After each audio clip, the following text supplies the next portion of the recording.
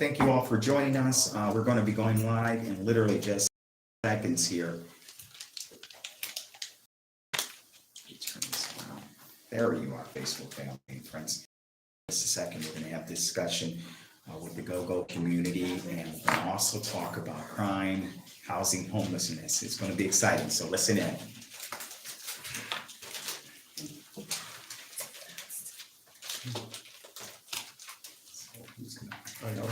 Yeah, ready to rock and roll. All right. Hey, what's up, everybody? Thanks for tuning in with us. Welcome back to KRSTV, as well as many other, networks that are following us today.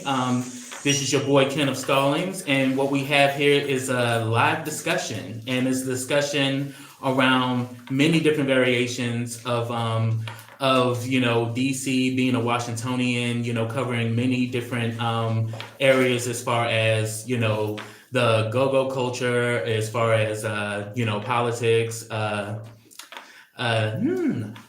yes, homelessness, and affordable housing, and many different other aspects that we're going to cover tonight, as far as the DC primary and what is to come, which is the election, which is on June 21st. So sitting at my close right is the man about town, a true Washingtonian, and the candidate for DC mayor, Mr. James Butler. Hey everybody, thank you all for tuning in. I am so glad to be here tonight. I want to be honest, this has been a long race. It's tiring physically, but I am so excited to be here tonight to talk with you all about the state of the city and what is to come. Under my mayoralty, there's lots of exciting stuff tonight, and I'm happy and proud to be able to do that with you all. Awesome. And to my further right is the founder of the Boys Diversity Awareness TV, DC native himself, Mr. Unregulated. Great to have you. Thank you all for having me. And when you gave that first introduction and you said the man of the city, I started to raise my hand like this. You're a man of the city too. We all are, actually. Yes, absolutely. It is definitely a pleasure to be amongst you all and to be able to discuss some of the topics that are dear to the native Washingtonians here in DC, Chocolate City. Yes, always. Go-go. Yes. Yes. Chocolate and delicious, actually. All right. So let's begin this discussion around go-go culture and why it's so prevalent here in DC, and why it's such an embodiment of who we are as Washingtonians. Well, when we talk about the go-go community and where go-go has come and where it's at now, it should be much further ahead. I agree. We are here today to discuss the state of go-go and what's to come for go-go under the James Butler administration. Under Mr. Butler's administration, you can bet that there will be a drastic change in how go-go is perceived in the city and nationwide. He has a plan, and we have been discussing this plan for quite some time now about what we can do to help the go-go community and how can we put go-go on the map as being the homegrown grassroots, or so to speak, of Washington, D.C. When you think D.C., you have to think go-go. So Yes. we are expecting a couple of phone calls to come in tonight from people from the go-go community. If you all are listening now, it's a good time to call in now if you are available.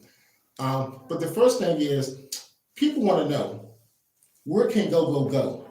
And people are asking, should go-go have a seat at the table? Me personally, I think go-go should have been had a seat at the table, but the question is posed to Mr. Butler, who hopefully will be the next mayor of Washington, D.C. Mr. Butler, where should go-go have a seat at the table? Well, thanks for the question, Dana, and thank you for all the listeners that have joined in. Those of you that are joining us via Facebook Live, the Go-Go Report. Those of you that have joined via Instagram and YouTube, if you see my eyes maybe leaving the camera, we've got several apparatus on and devices on. So it's not intentional. It's just to focus on one and answer the questions as appropriately as possible. One thing we know about DC, unlike many other major cities in the country, is the first Black major city. What we know we've seen also is DC, of all the major cities that have seen gentrification and experienced that, DC has removed more of its Black culture than any other city in the nation. Yes. The erasure of Black culture and people is something that is a huge concern to me. So whenever you hear me talk about gentrification, I'm not only talking about displacement of Black people, but I'm talking about the culture as well. You know, it's not enough for me to take and ascend to the office of mayor and, you know, make snide remarks like, you know, oh, by the way, I don't like mumbo sauce, things like that. That's a slap in the face to the people and the culture of the district, especially people that want to be so DC proud and DC strong and talk about how many layers of generations they've been in the district. Well, we need to start showing it. You know, I'm a mayor that will be for the people. You all know me. You know, I've been out in the trenches. I don't mind traversing the city from southeast to southwest to northeast to northwest. The reality is we need a mayor that's going to start looking out for the whole city, and especially people that look like the people that are running the city. Let's just face it. The majority of people that have run this city have been Black people. And we call DC Chocolate City, and we're talking about, oh, well, why is this happening? Well, we know it's bad Black leadership in this city. That's what it comes down to. It cannot be anything but bad Black leadership. We know go-go is cultural music. It's DC as the word DC. We know everyone in DC loves Chuck Brown and so many of the go-go groups. And I'm going to make sure as mayor, one thing I fight is the gentrification and the erosion of Black culture in the form of go-go. And I'm happy to share with you some of my initiatives. So when we talk about having go-go, having a seat at the table, let me just out some ideas and some of the things that we discussed previously. The go-go community at the table. Will the go-go community having a seat at the table be included into your annual budget? It will, and let me tell the viewers in a couple ways it will be incorporated. One, we're going to ensure that it's taught in our schools, but in addition to doubling what we have now I think we're allocated maybe about $5 million, and that's not a lot for a city with a $20 billion budget. We are a very resource-rich city, but very poorly managed, in my opinion. So we will double the budget of what we have now. We will make sure that the efforts are doubled because I know what I want to do and how I want to expand go-go. We're going to need to double the budget. So when we really want to put it on the when we talk about doubling the budget, I think your numbers are almost correct. But the thing is, there was money for go-go, but the go-go community is saying that they never received it. Yeah, or they never received all of the money. So do you put in a deputy mayor or somebody to oversee this stuff? One thing, and I've said this before, folks, listen and hear me closely again. As your mayor, I promise you, oversight will be my highest priority. From the beginning about my administration, we will ensure that every single department and department has, one, a responsible and competent deputy mayor that's responsible for reporting to me, but also the adequate oversight, meetings, regular meetings with these deputy mayors, that a problem happens, you get reactive and blame it on the deputy mayor and fire him or her. Mm-hmm. That's not leadership. Real leadership means the buck stops with you, that you understand what's happening in your administration, and when something goes good, you take credit for it, but when something goes bad, you also take credit for it. That's good and real leadership.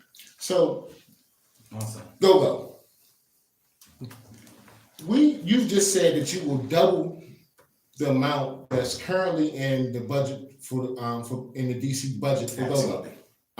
So we're talking $10 million annually for the go-go community. Absolutely, no questions about it. Wow.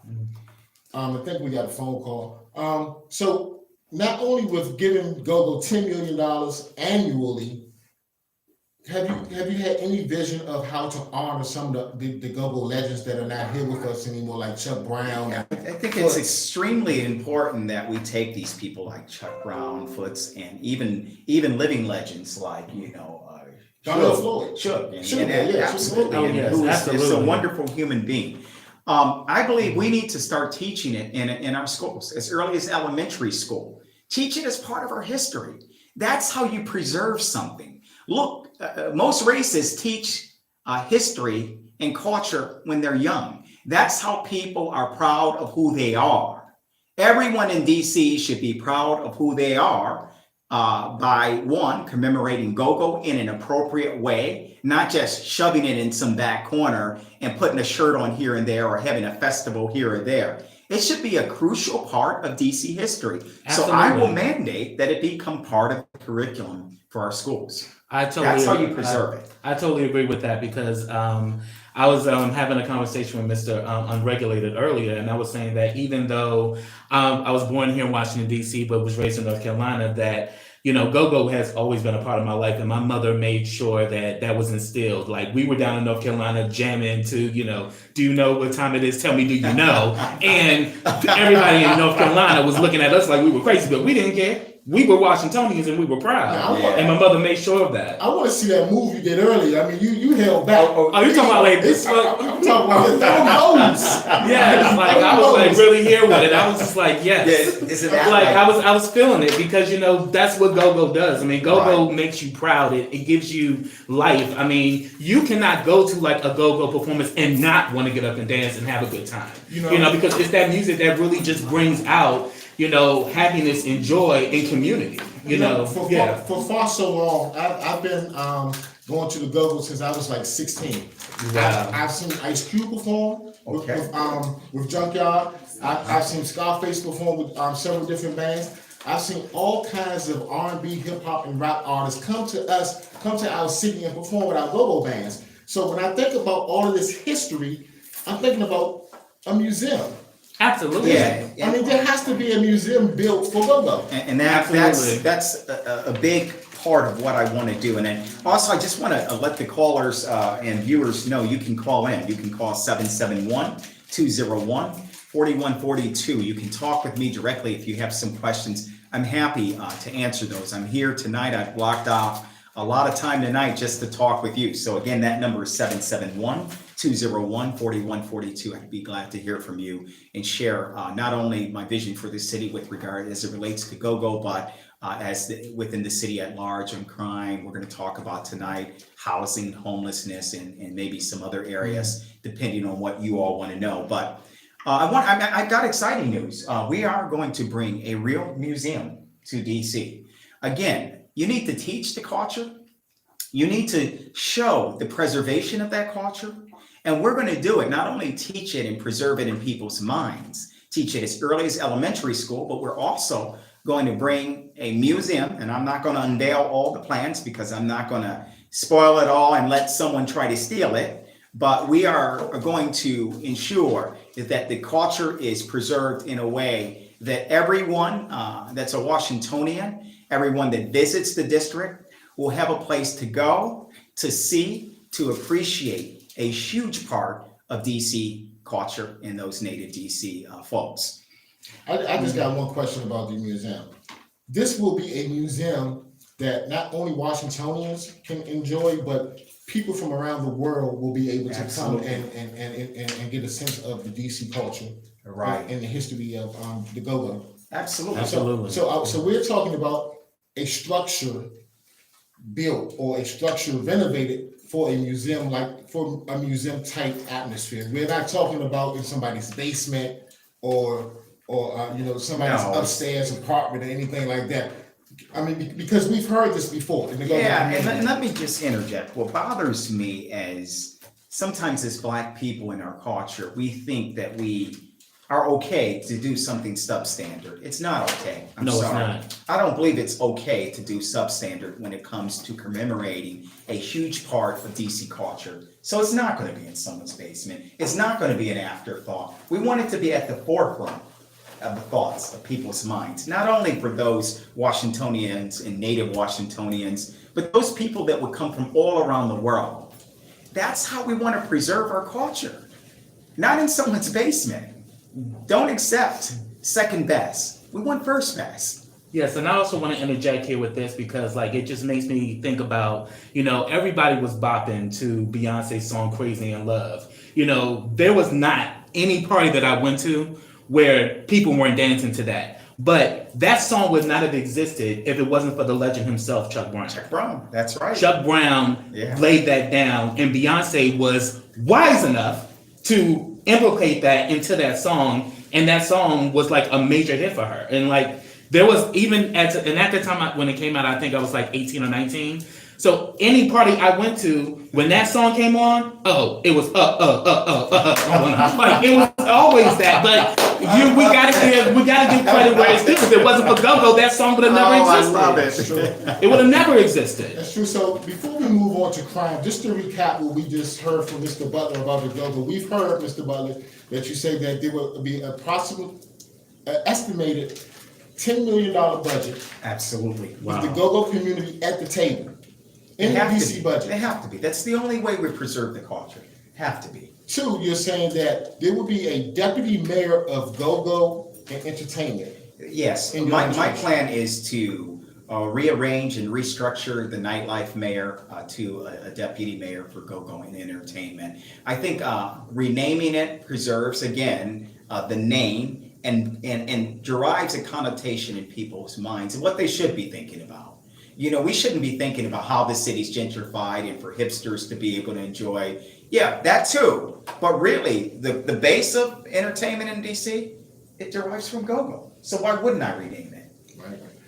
We've also heard implementing go-go history into the school system. So is that something that you will tinkle with the curriculum of the public school system to give, like, well, I know when I was in the 10th grade, there was a course called DC history. Mm-hmm. We had to take US history, but we also had to take DC history. Is that something that you will kind of put in the curriculum for all DC public schools? Yeah, this is something I'm certainly looking at putting in the curriculum. Obviously, there are experts that lead this stuff. The chancellor that will, talk with the department heads and then the teachers and so on. But this is something that we could conceivably add as part of that or separate on its own. Ideally, I think it would work well as being separate on its own. Okay. So music history. So the last question before we move on to the crime topic, which is a hot topic. $10 million budget for go-go. Will you open the city up for the go-go community? I'm thinking you got a $10 million budget. I'm thinking there has to be an annual event, like the Stone Soap Picnic or something like that, where some of that money from the budget can go towards a huge community event that brings other stars or city. This is something that's great. Yes. I already, some of you may be aware, sit on the board and have for some time of the Carter Barron Amphitheater for the Performing Arts. This is something that's extremely important to me, that we preserve the performing arts. So having a festival like that or an event, it doesn't even have to be one time, it can be quarterly. It's definitely something I'm open to, and I'm going to leave that to some of the experts, the deputy mayor of go-go and entertainment. But I will say this, that's something we can certainly do, something that I will always do is to listen to the people, and if that's what we want, we'll bring it. Okay. So, absolutely. I'm excited. I'm excited too. So am I. I'm excited to be able to bring this. Yeah. And I was on the phone with some people from the go-go community earlier today and this past week, and they are really excited about the possibility of someone, a candidate, Mr. James Butler, is actually thinking about this go-go community.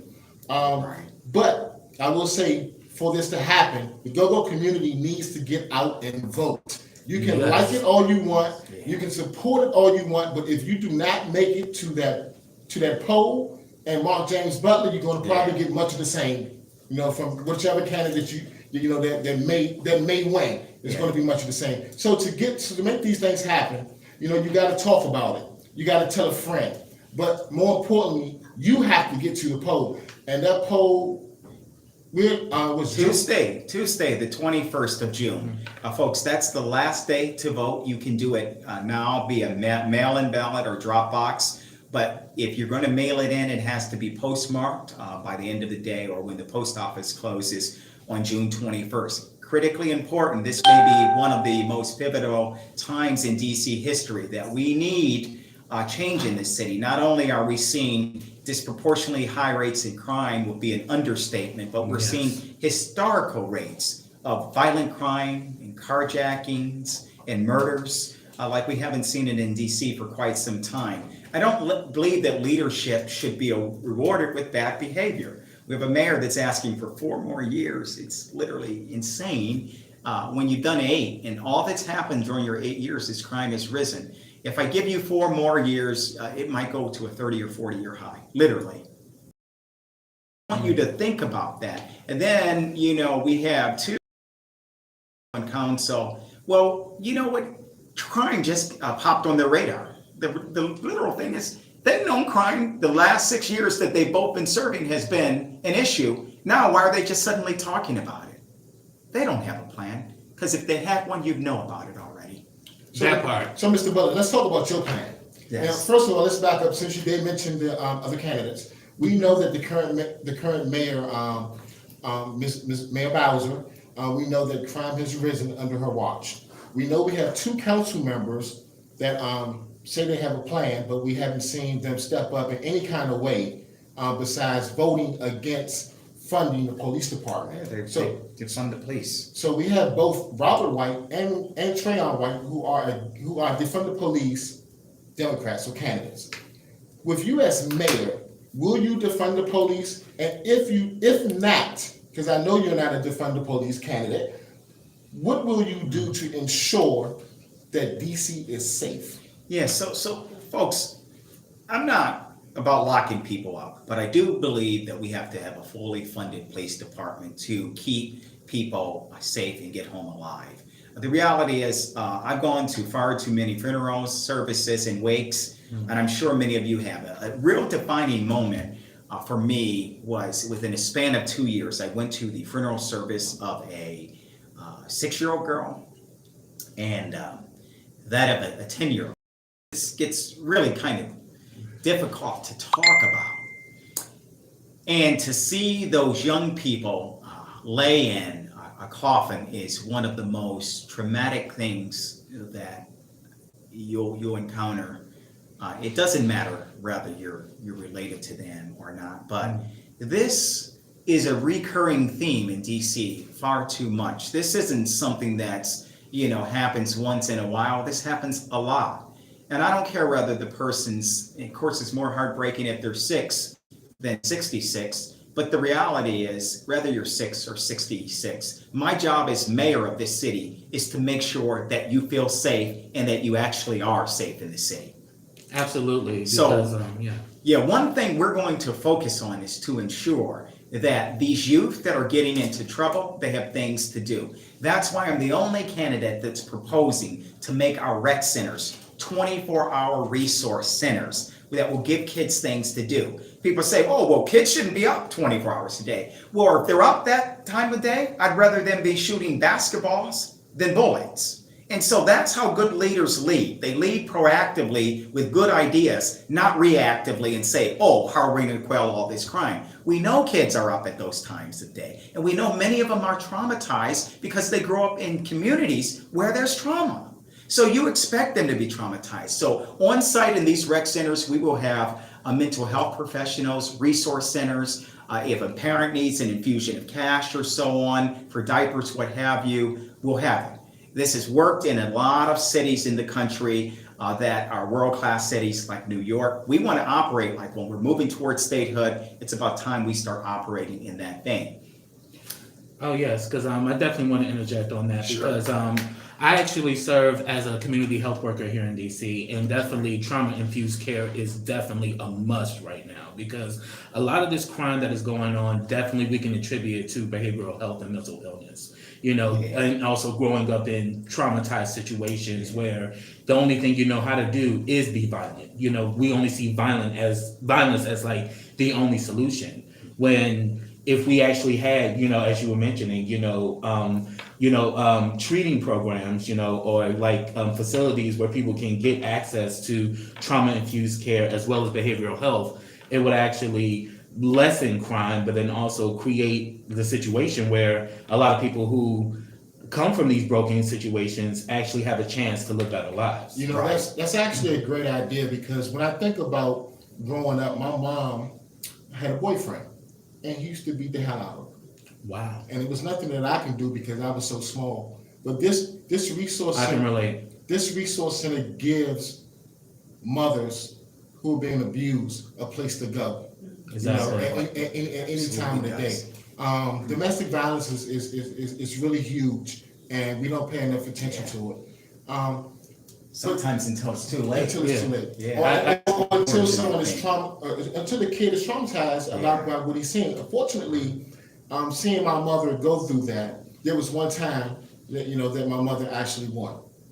And and from what I took from that is two things. One, I've never beat a woman or put my hands on a woman, no matter how mad I got, because I seen my mother go through that. One. And two, I've seen my mother knock this man with the. Do you all remember the candy dishes, the old? I'm not talking about. She hit the thick ones. Yeah. She hit him with the candy just upside his head, and I'm told she won that time. That makes me happy. Yeah. KO. But he deserved it, I'm sure. Every bit of it. Let's get a little bit more deeper into your plan to keep the city safe. Yeah. So let's talk about how will you bring the additional officers to the street, and how many will you bring to the street? Yeah, I'm going to share that. Just one other small issue I want to talk about is also to really focus on the root of this problem too. I want to bring a 24 or 365 a year program, the Marion Barry Summer Youth Program. It is underfunded. It's not funded, in a way that we can even pay the kids minimum wage. We're going to change all that. We're going to make sure that the Marion Barry Summer Youth Program is a year-round program, paying minimum. To that, I want to talk about how we keep residents safe. Now, in the here and now, because we've got a root cause, but I also, as your mayor, I've got to get people home alive. And we know that right now we have a police force that's working 1.1 million hours of overtime. We are staffed at probably our biggest staff shortage of police officers in the last 25 years. We have attrition rate due to some officers retiring, those that were hired during the crack epidemic. Most of those have come to age where they're of age to retire. And I don't blame them for wanting to retire, because policing is hard business. And so we're at a shortage, but also because many police officers in this city feel they don't have a mayor that has their back.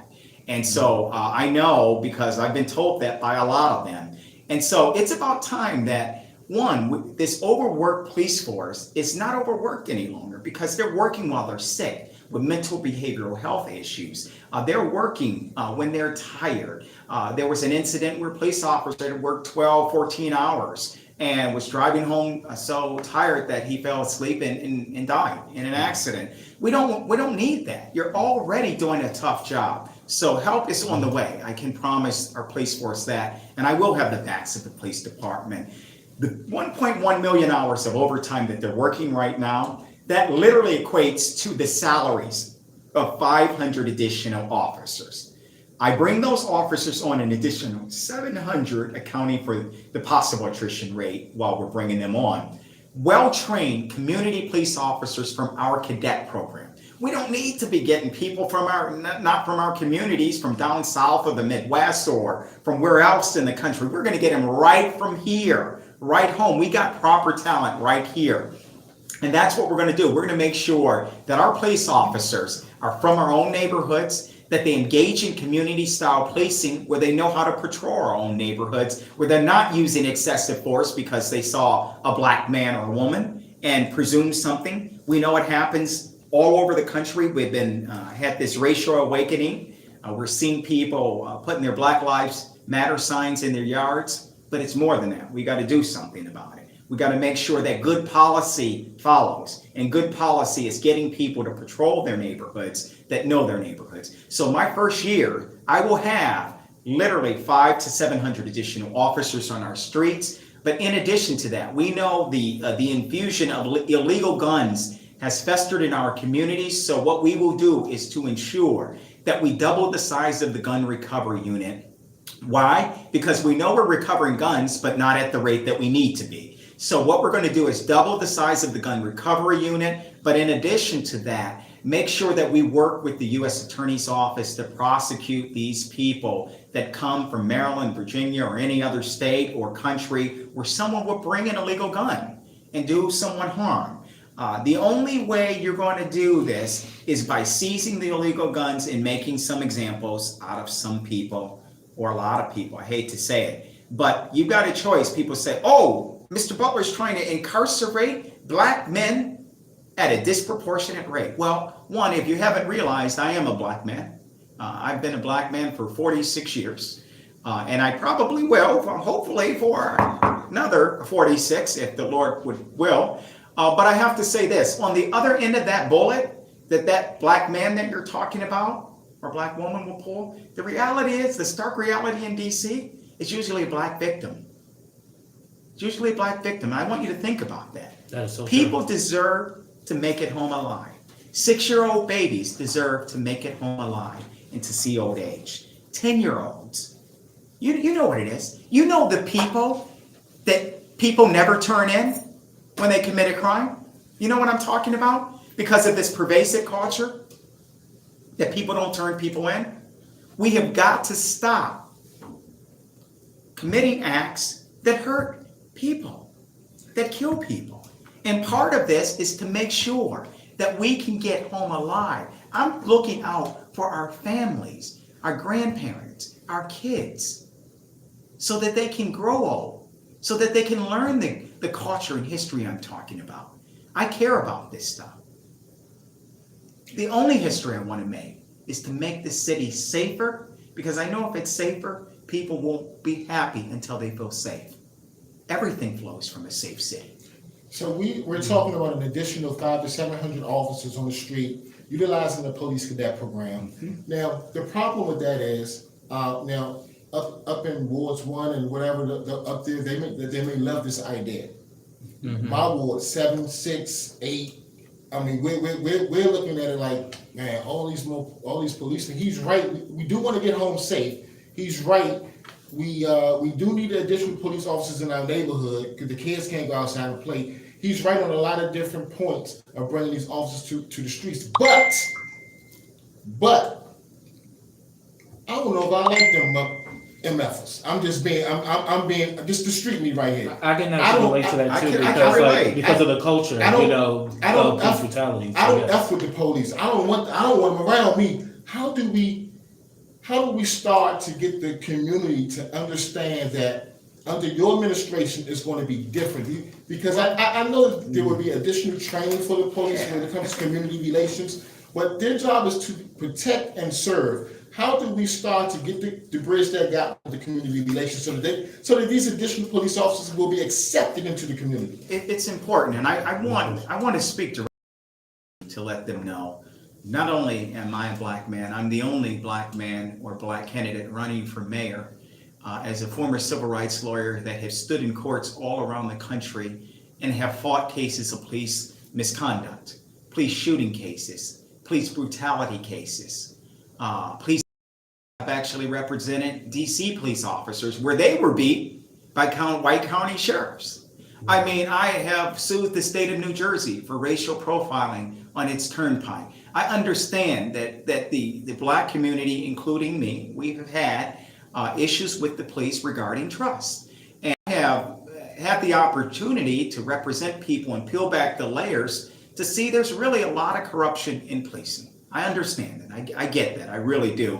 And I just want to talk with you directly about that. I spent a big chunk of my life, and still do, fighting for fairness and equality for everyone. Unfortunately, in this country still, in 2022, it affects black men and women and people too frequently. But as mayor of this city, I will ensure you, one, that we still have a majority black police department, but one, that we familiarize our neighbors and communities with our police. Officer friendly, the orange hats, and really re-engaging a community. I want you to reimagine re-engaging our communities. While I understand this will be a gradual process, that trust is always earned, it's not something that you dole out immediately to someone. I am confident with the right leadership that I will bring to this city that we will be able to foster a very good relationship with the police department, that they will be more community-based police officers, and that in the long run, our police will have quicker response times. With the extra police from our own communities, we'll be able to solve crimes, and we'll be able to keep people alive. I mean, in a way that we haven't, in a way this current administration hasn't shown you that they have the capability of doing. When you go to vote, I really want you to think about this. Who is best suited to turn this city around? Is it someone that has shown you after 8 years that they couldn't do it regarding crime and keeping the city safe? Or is it 2 other people that have served 6 years in city government that have also shown you that they really haven't even had a plan on crime? Think about, they're both unveiling plans on crime after 6 years. I'm going to ask the voters to really hit a reset button on this city. And we need a fresh set of eyes and a fresh start to turn this thing around. You know, Mr. Butler, I think you have an excellent idea. Kenneth, did you want to say something on that? Yes, I do. This is something that's definitely dear to my heart as well, because I've definitely have dealt with clients who have had issues, involving, police brutality, as well as, domestic violence and traditional housing issues and things like that. So pretty much what I want to touch on is this, is what you just brought up about bridging the gap between the police and the community. So just giving an idea of how that's going to look, is there going to be like community events, or like, cadres where you'll have police as well as community leaders, pretty much actually, doing presentations to community, to members of the community, that gap and to break the stigma, because the thing is, there is a lot of stigma when it comes down to police, and there's a lot of stigma when it comes down to the current conditions that we're living in right here in DC. It's like it's got to the point where the trauma has been normalized. Yeah. So how do we, break that stigma, so therefore there's a breed of new life and new hope? Well, that's pretty simple. Yeah. When I came up until maybe the 9th grade, I wanted to be a police officer. Oh, wow. And why? Because from elementary school to that point, there was officer friendly. Yes. There was a side-by-side band who we look forward to coming to our school every year. And then the DARE program. DARE? Yeah. Drug abuse resistance education is always talked about police officers. And then there was this one other thing that I'm guilty of. I had every color: Lieutenant Red, Sergeant Green.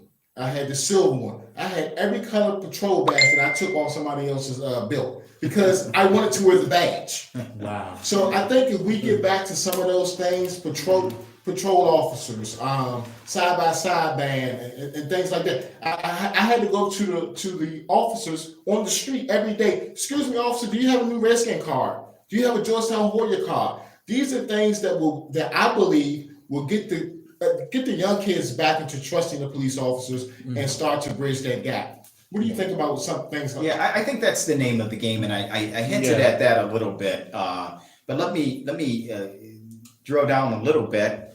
It's important. Trust is going to take some time, but we're going to have to get. And I hate to say this, it makes me sound a little bit bureaucratic, and I am the only one in this race that's a non-career politician. I'm very proud of that fact. But we're going to have to get a little bit programmatic with it, in that sense that we're going to have to roll out programs in the community. Yes. We're prepared to do that. Some of those that I just named, the Red Hats, DARE is another one that you named, and the more programmatic we get at an earlier age, I think that's really the name of the game, because if you can go through school like you, whether it's starting with elementary and middle school and then high school, the more familiar something is, well, the more comfortable you are with it. And so I think it's comfort, familiarity, comfort is really the key ingredients to trust. And once you get those, I think we can create a generation that we no longer have this, especially in DC. Yeah. If I were running for mayor of Minneapolis or some Midwest town, or Mobile, Alabama, or someplace like that, I would say it might take a little bit more to do it. But DC is a very culturally rich city. We have a lot of Black cops that are, policing our own neighborhood. That's changed in recent years. But I want to turn that around where we're getting them from our own community, because I know all the talent in the world is right here in DC. Absolutely. For any job we need to fill, any talent that we need, be it a police officer to a neurosurgeon to an astrophysicist, I believe we can get them right from here. And so that's the same approach that I'm going to take with our police department. You know, our police department is paid by the tax dollars of our residents. Why shouldn't that money be funneled right back into people that work and live right in the district? That's what I want to do and will do, in addition to bringing workforce housing for police officers, so that they can enjoy the very same cities and neighborhoods that they patrol. That's actually a great idea, because like, you know, when you actually like reinvest, you know, and you make, you know, opportunities available, it actually expands economic growth as well as and also community organizations. So therefore, that idea alone is phenomenal. So Well, I'm thank really, you. I'm Yeah. glad. Yeah, so Mr. Butler, my time is just about up. But before I leave, there's a pressing issue amongst the voters that I want to talk about. Unfortunately, you have helped thousands of people throughout your lifetime as a civil rights attorney, the work that you do here now in DC with the human rights, and the things that you do as just as a citizen of Washington, DC. I know people blow your phone up all the time. Constantly. The unfortunate situation of you having to surrender your bar license. Can we talk about that as to how can the residents of DC trust Mr. Butler? Okay, sure. And I'm happy to speak with the voters directly on this. As a very young man, you know, sometimes when you have a lot of ambition, I'm one of the youngest people in the country that finished law school at 24 years old. I went to one of the country's top schools. I feel very honored as a young Black man to be able to do that. I started a law practice, a national law practice. Where I was traveling literally sometimes in a day, I'd be in 2 or 3 different states, managing a lot of people. It wasn't one man sitting in an office, so I don't want anyone to get that concept. 25 members of my firm got really, really busy. I helped thousands of people literally all over the country in police misconduct cases, civil rights cases, all cases relating to fairness and equality, wrongful death cases, pharma cases. And you know, as a young man, sometimes when you get busy, you don't realize that there's something lurking there, and you're still managing a practice. And there was a small segment of 60 plus clients that were in a certain part of Maryland that didn't get the attention their cases deserved. And for that, I am sorry. I, as your mayor, realized the buck should always stop with me. I will tell you this, from that experience, I did the right thing. I voluntarily surrendered my law license. I didn't run from the city. I licked my wounds a little bit. I stayed in the city. I volunteer with every organization. I continue now to this day, represent people in civil rights cases before OHR, the EEOC, because it's very important to me. That's exactly who I am. I'm a person that wants to help. I'm continuing to help. So I do want the voters to know it wasn't anything intentional for me. It's something I did the right and honorable thing to do by voluntarily giving that license up. And there is literally, I don't think it should be any hesitation on the side of the voters to hire and elevate an honest man as mayor. I will work harder than anyone running for this office and maybe anyone in the district for you every single day. And I'll do what I've done my entire life, fight for thousands more people for fairness and equality, and lead the city into making it a safer, more equitable city. You know, I think that people can understand, you know, the way that you just put directly from you. I think that people can understand, because I think everyone has been in the situation where as though they tried to help one too many. Yeah. And just didn't have the time to do it. I mean, you know, you want to get Johnny's birthday gift, you got to get her birthday gift. Today's her anniversary. Oh my God! When you're in your 20s, you can bite off a little more than you can chew. Yeah, and you know, and you forget about that one person, and then you're like, how did I do? The intentions were good, and you know, and just trying to help as many people as The possible. truth is, my story is not unique for many other Americans that has made a mistake, experienced a bump in the road. Rather, if you learn from it, the problem with the mistake is, did you learn from it? And if you learned from it, if you've learned oversight, and how critical it is, then you pick yourself up, you move on. And that's the American dream, if you think about it. Every single person has made a mistake in their 20s, every single one.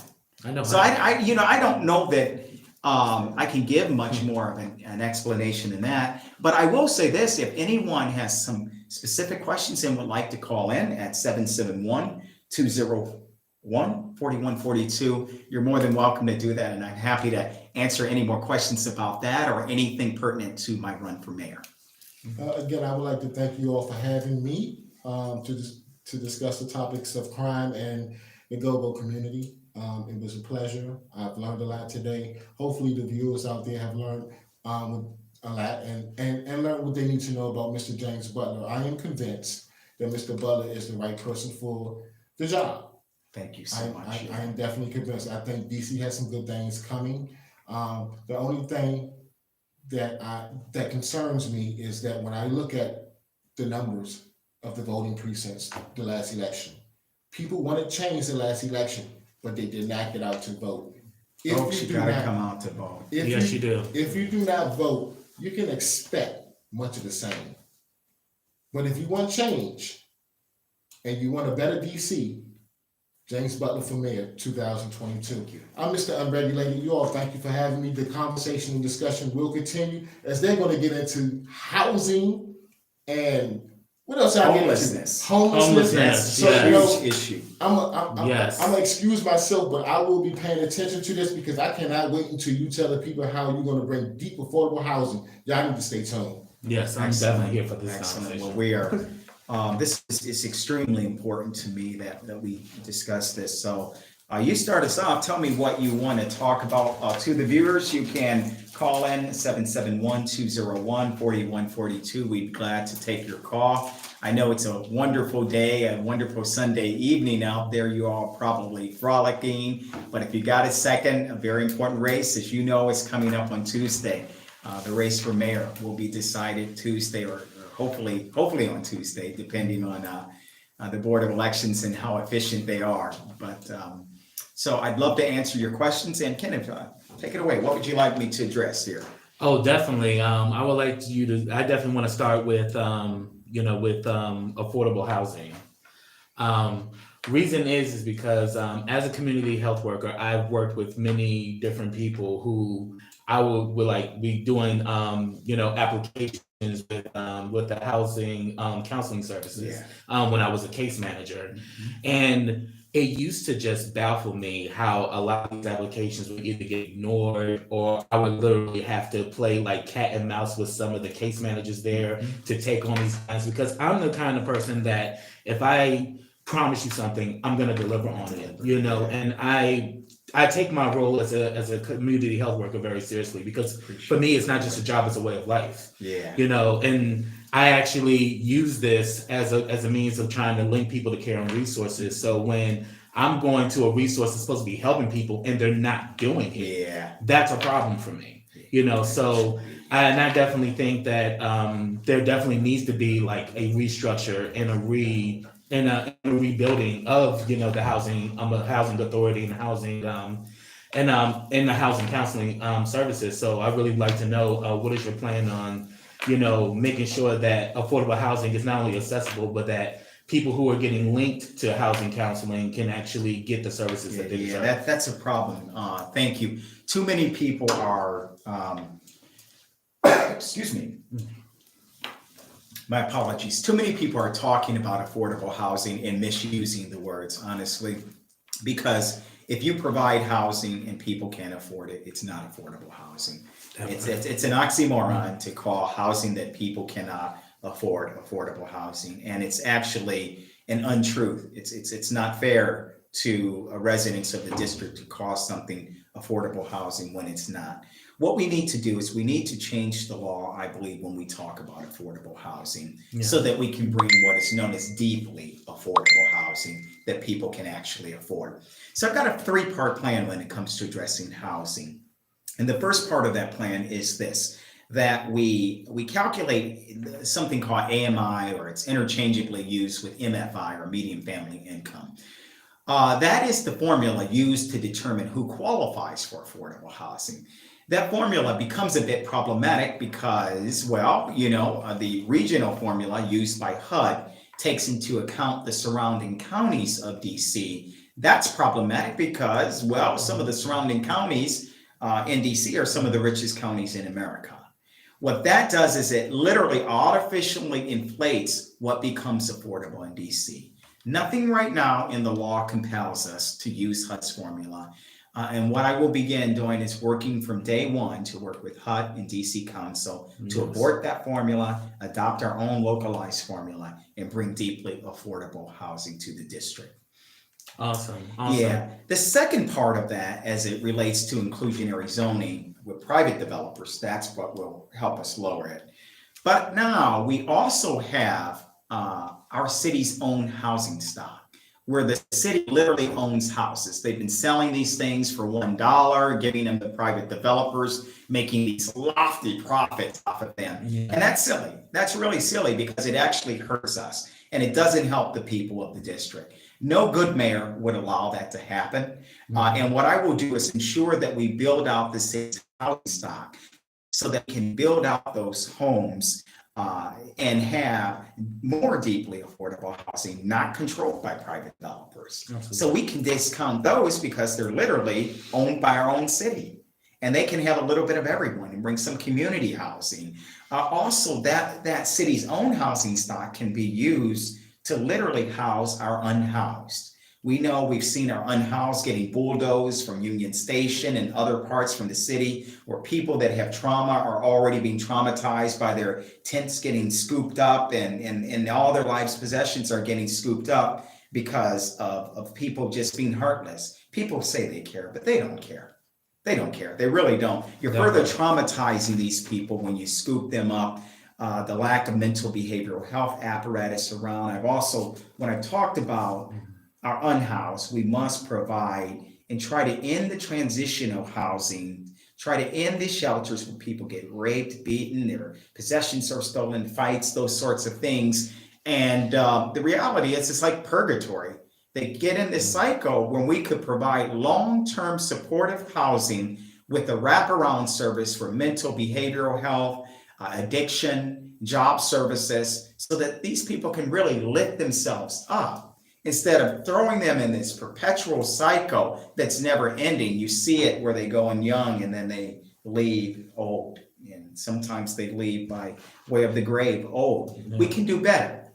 We're spending more money managing the crises of homelessness in this city than it does to literally take to I think we need to end the crises. I'm sorry, we're having a little bit of a technical thing here.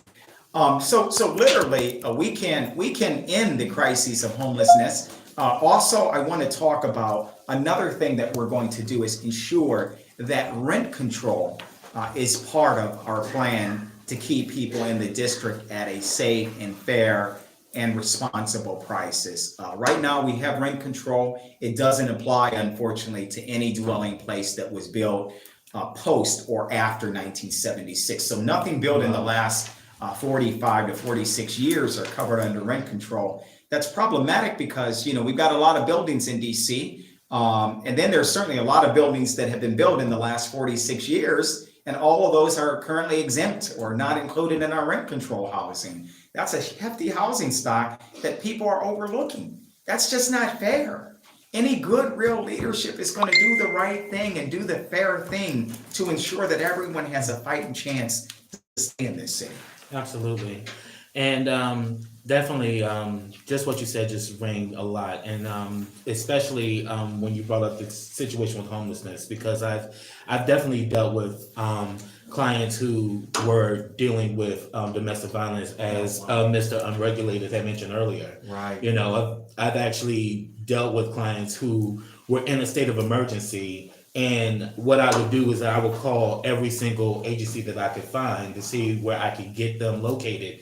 And the only thing they would avoid, the only thing they would, what's the word I'm looking for? The only thing that they would provide would be transitional housing.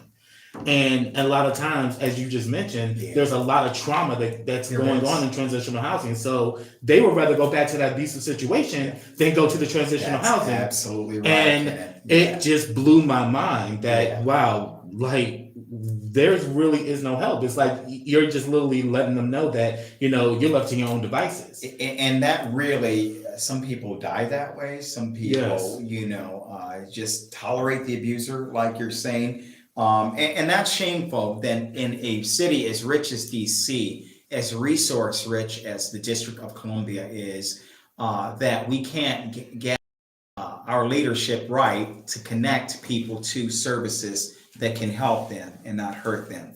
When Exactly. people would rather go back to an abuser in this city, that means that's a leadership problem. Yeah. It really is.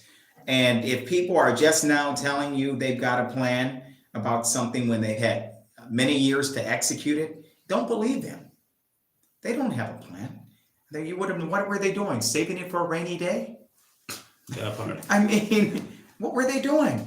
Ask yourself, when any of my three opponents tell you that they have a really good, robust plan, ask them, why are you just now learning about their plan on crime, on deeply affordable housing, on homelessness, on our schools, on traffic safety? Why are you just now learning about it when they had all these years to execute it? I want you to think about that. I'm not telling you who to vote for, but I'm asking you to think deeply about those things and vote wisely. Vote wisely. Exactly.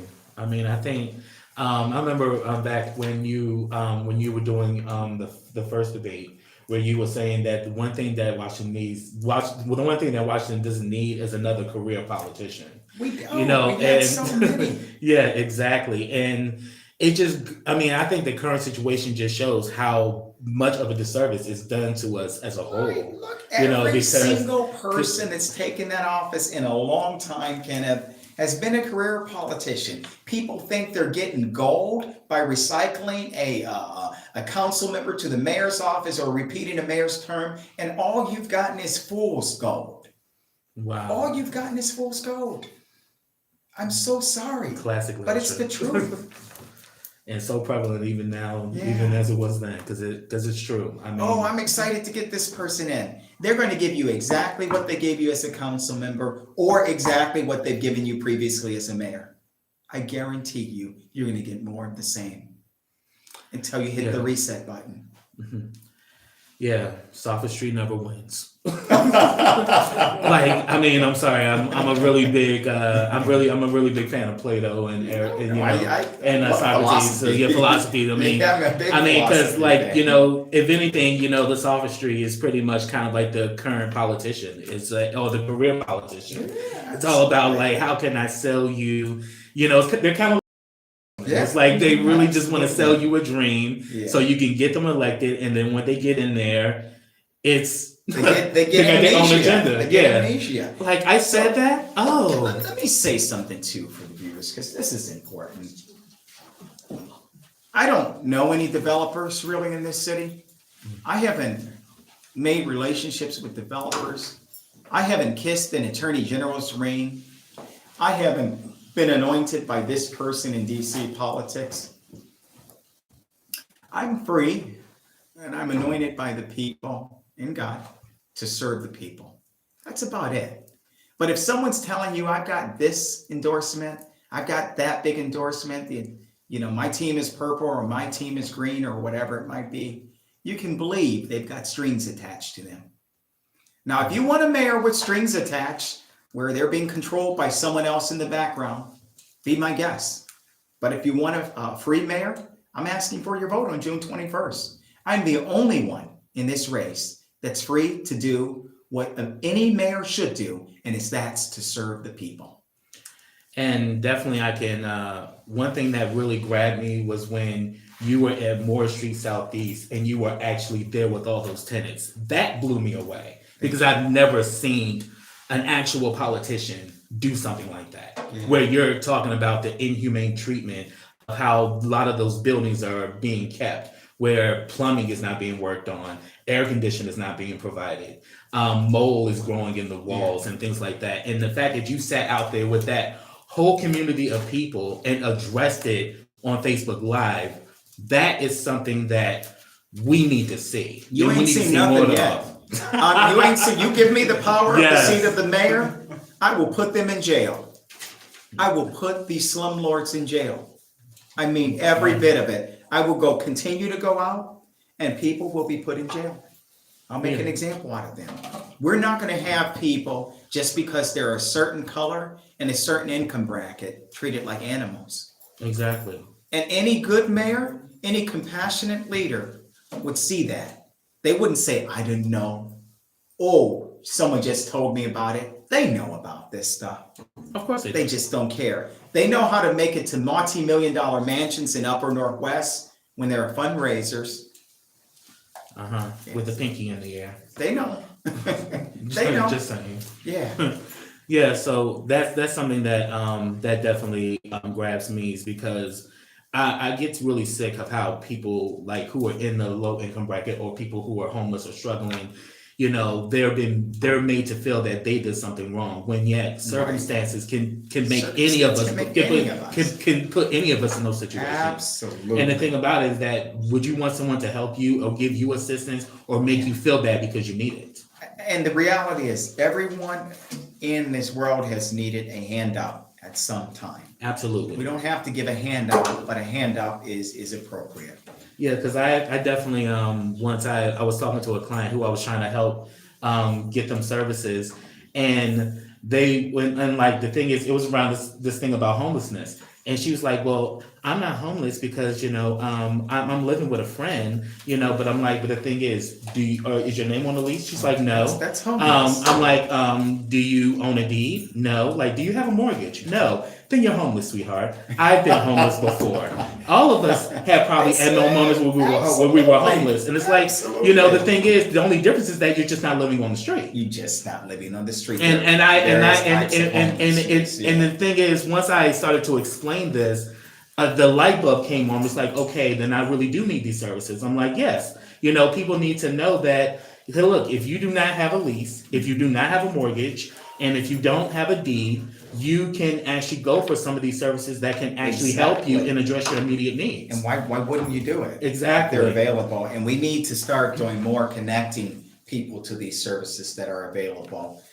But I really do want to thank you all for everything. I think we've got a caller that is called in. So caller, you are on, and I want to take your question. Yes, I'm a native Washingtonian, and I know that we used to have vocational programs. Like, for example, if a person wanted to learn nursing, they would go to this school called Martha Washington.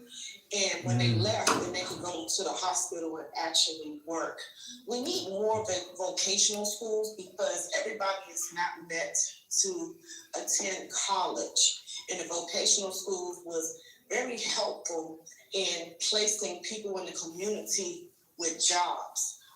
What can we do to bring that back to the District of Columbia? Well, I don't know if you're looking at me right now, but I'm smiling because the other day I unveiled a plan in front of the 300 Indiana Avenue Northwest. It was the police station, and I talked about what we need to do, one, to make our city better, safer, and people with things to do. And part of that plan was bringing back the trades in our schools, music, carpentry, home economics, IT, modern day ones. We laid it all out. And I mean, the reality of that is that, college isn't for everyone. Learning's for everyone, but college isn't for everyone. And so many people are spending thousands and tens of thousands of dollars and saddled with student loan debt. And the reality is they were never college material, perhaps from the beginning, but they like to do something that's equally productive. Plumbing, carpentry, and they can make more than doctors and lawyers doing that sort of thing. So the reality is, absolutely, I probably have one of the most robust plans of anyone running for mayor of a major US city to bring back the trades. That will not only give people good working jobs to thrive in this city, I can guarantee you the reason why I rolled it out as part of my crimes plan, that when people have hope with a good paying job, they won't do hopeless things. Hopeless people do hopeless things. Caller, I hope I've answered your question. You have. I just wanted to add that I'm so happy that you said home economics, because my son says most of his dates can't cook. Wow. That's an issue. Yes, we need people to be able to cook. You don't see some of the team here, they are laughing, but we need home economics. I said this at one of the debates, and I think the current mayor ostracized me and did not agree with that. So I'm glad you can finally have a mayor that's going to bring home economics as well as all the other trades back. Thank you. Thank you, caller. I appreciate you. I hope I've earned your vote. One moment. I just wanted to say that I did, if I can ask this, I'm not trying to take up all the time, but I wanted to ask you about your reparations plan. Yeah, sure, go right ahead.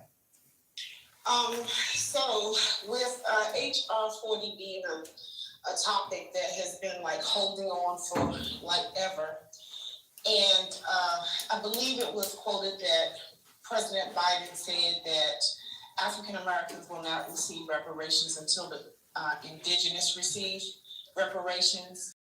What is your take on gentrification and reparations? Well, I have been saying that there's a causal link between both from quite some time ago. I believe one of the best ways, and I've been ostracized for this too, that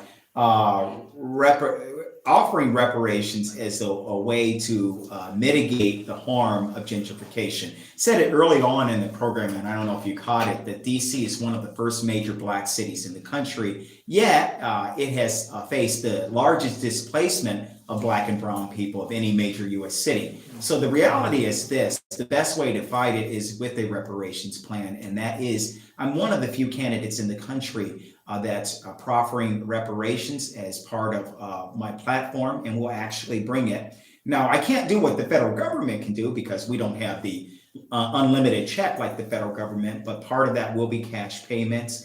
Part of it will be housing, abatement for taxes for people that are 65 and older. I don't believe you should have to pay taxes any longer. That will save some of these generational homes that are owned by Black people and brown people that are descendants of slaves in this city. Then also education, where UDC is free, but also not only there, working with public-private partnerships with organizations like Georgetown, GW, American University, these private institutions where we know that our students can get a world-class education, but they can do it for free if they can prove that they're an African-American descendant of slavery. And we are open to how that and the percentage of that too. So this is a big deal. I mean, it really is a big deal. Who becomes mayor is huge right now.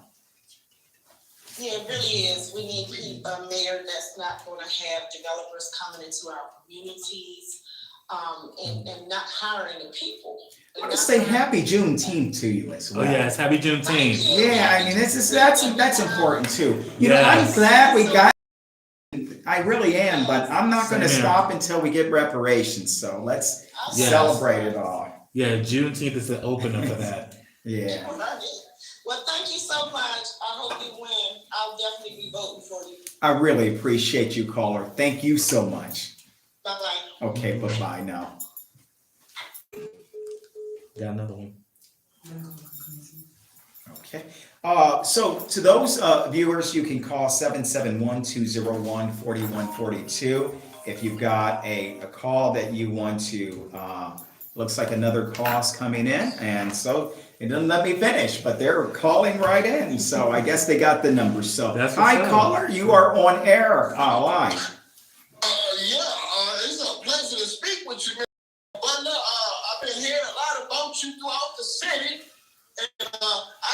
moved back up here from Alabama about maybe a year and a half ago. And I've been gone from the city for possibly maybe about 2 decades. But I'm back now, and I'm happy that we got a man that wants to do some good for the people of the city. And since I've been back here, I mean, I live in Ward 8, and I mean, they got a grocery store, but I still can't get to it. I mean, what we gonna do about? I mean, I'm scared to go outside because of all of the gunshots. I mean, you just had a baby killed last year right there by the gas station. And I mean, like the same way right I there. recall very well. Caller, your concerns and expressions and sentiments don't go unnoticed. This is real stuff. I have, from the beginning of this campaign, and I will deliver on it, I promise to make DC one of the safest cities in America. I don't know if you've heard bits and pieces or if you've heard the entire program that we've had today live. But what we will do is we have a very robust plan to make DC safer by increasing the number of community-based, well-trained police officers that do community-style policing. That we're going to bring back programs where they become connected with our community, and hope can be restored, trust can be restored with the Black community and our police officers. And we also will bring police officers right back from our own community. We also know that all of these kids doing bad things, and it's a lot of our youth getting into these issues. They're not necessarily bad people, but we know what happens to an idle mind. And so we're going to ensure that these people have, one, productive things to do, like the Marion Barry Summer Youth Program wage. One, not only can they learn skills, but they'll have money in their pocket. Rec centers that operate as resource centers. This is important for not only a good mayor to look at the root cause of this issue, but also to keep people safe in here and now.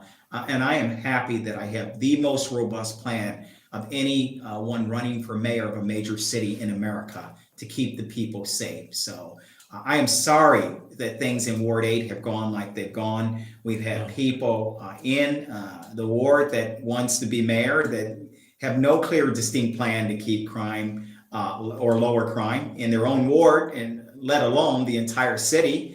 We've got an at-large councilman who's also a councilman over there, and the reality is both of them want to defund the police. And I know that's not how the way we keep our cities safer. We don't just throw police officers at people, but we have more well-trained police officers for our community instead of an overworked, overburdened police force that's doing 1.1 million hours of overtime. We're going to change that.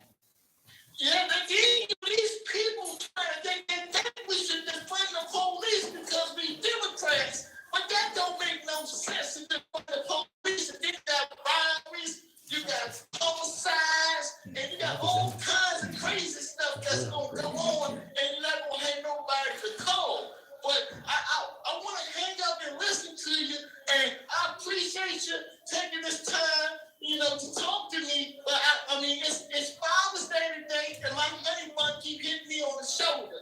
Well, happy Father's Day to you. Yeah, absolutely. And I hope I can earn your support either before or on June 21st. I'd love to be your mayor. No one in the city will work harder than me. You. Wow. Okay, I folks. really love his energy. I Yes, really do. that's the high energy. I mean, that's the thing that That's what we gets me need. motivated. Yeah. Give me a jolt of energy as well. Folks, if you want to call in, you can call in. We're happy to take your call at 771-201-4142. That's 771-201-4142. We may be wrapping up the show a little bit more in just a little bit, but we are willing to take one or two calls more if we can get someone has a question, or someone has a question. If you're watching live online, you can lodge that to us. If not, I will give you all my closing remarks, and I'd love to have your vote, but I will share those with you. Awesome. Okay, so Well, thank you all for tuning in. Thank you all that will tune in later on. I know some of you will watch this on a platform later on. And I just want to let you know, has been one of the greatest honors of my life to run to be your next mayor of the district. From the beginning of this race, I promised that I will make DC one of the safest cities in America. I've laid out my plan extensively. Those of you that may not have seen a brief snippet of it, look up James Butler in WUSA 9. You can see the plan that just was rolled out, small snippets of it, and the full story, that came out a day or two ago at this point. I want you to check that out. I want you to also check my website at butler4dc.com. We are the only a robust plan to bring deeply affordable housing, rent control. We need it. Changing AMI and the way we calculate who qualifies for affordable housing so that we increase affordable housing where thousands and tens of thousands more people will qualify for affordable housing in DC and are not on the waiting list for a multitude of years. People need help right now, and that's what we will deliver to you. The right now help, the help that DC needs right now. And I think we got another call coming in. So I'm gonna let,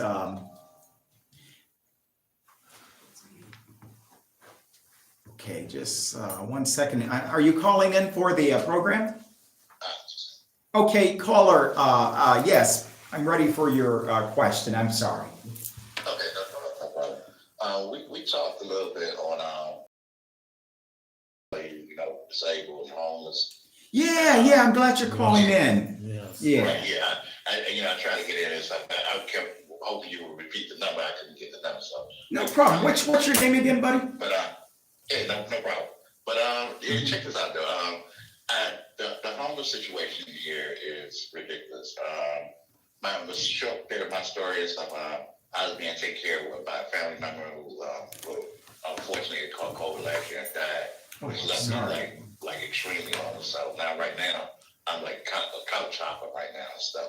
I'm disabled. I get disability pay from SSI, but of course that's not enough in this city right here. Yeah. And I'm like fighting hell in high water to try to get some type of emergency voucher or something like here, so I can get into one of these apartments, something like here, something suitable for me. But you talk to the mayor don't answer your call. You try to go down the house down North Capitol, and they talking about they about to close up and to become quite frankly one of these new skyscrapers that they about to build. Wow. So you know what I mean? So it's crazy in the city, and I just want to know, what are your plans for this? Yeah, so people pay attention to what they care about. If you don't have a mayor that's paying attention to this, that really means they don't care about it. It's just like when you're running a city, it's like you got a budget, it's like you're running your house. If you're not paying attention to something, you probably don't care too much about it.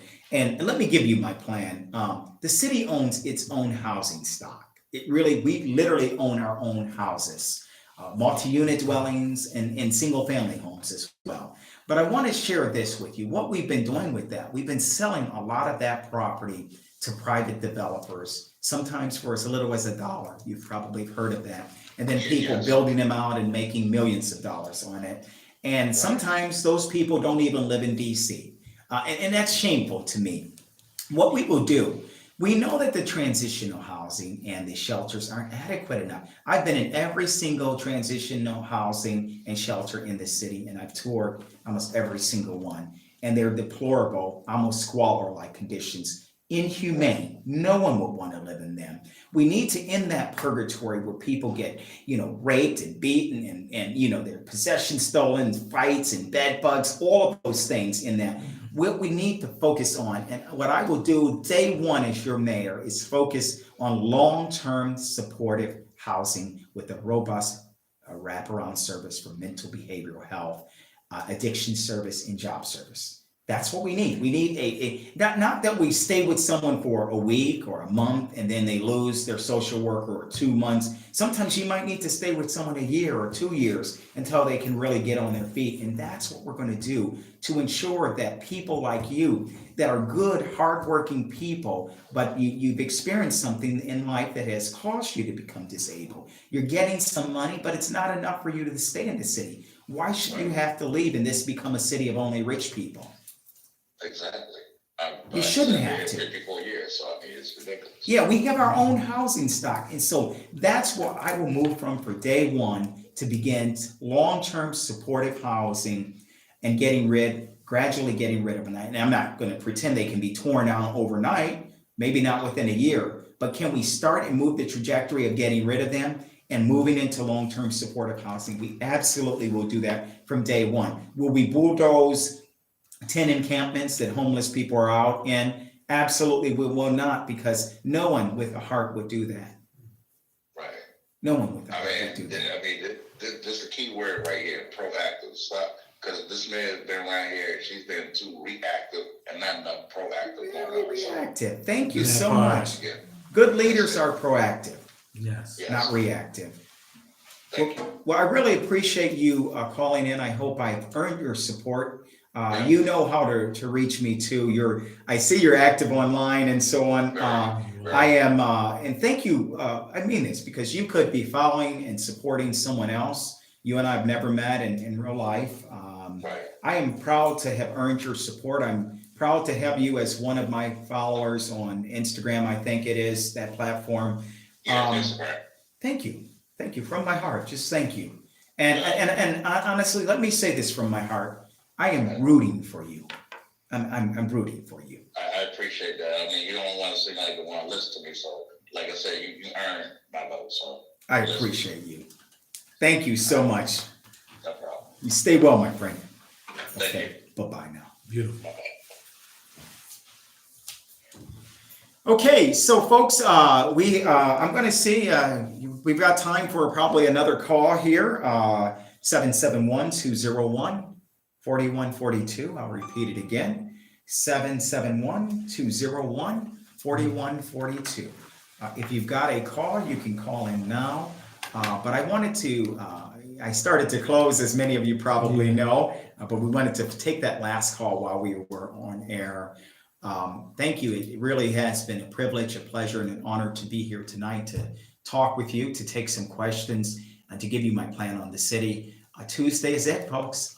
It's a historic election.